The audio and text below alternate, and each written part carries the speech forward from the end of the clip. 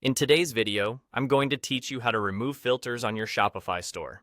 So, let's dive right into it. This is a quick and easy process, and I'll guide you every step of the way to ensure you have it done smoothly. First, you'll want to head over to your site editor.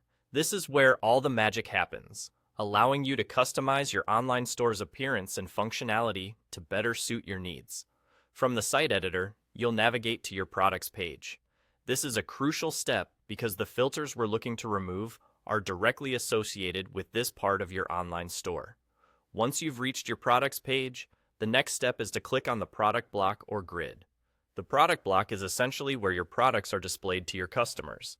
Clicking on this area brings up the specific settings that control how your products and related features are presented. This is where you'll be making the necessary changes to remove the filters. With the product block or grid selected, you should notice that its settings will appear on the left side of the screen. This panel is essentially your control center for all things related to your product display. It's designed to be intuitive, making it relatively straightforward to navigate even if you're not overly familiar with the Shopify platform. Now that you have access to the settings, you want to keep your eyes peeled for the filters option.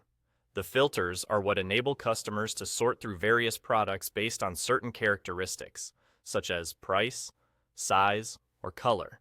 However, if you've decided these filters don't mesh with your store's design goals or potentially confuse your customers, here's your opportunity to disable them. To disable the filters, simply locate the filter settings within that panel and turn them off. This might be as simple as toggling a switch, depending on your theme and any customizations you may have. Once this is done, your store will no longer display these filters, creating a cleaner, more straightforward shopping experience for your customers. And there you have it. You've successfully removed the filters from your Shopify store. It's a small change, yet it can significantly impact how customers interact with your store. By making your product offerings straightforward, you may improve user experience and consequently, your sales.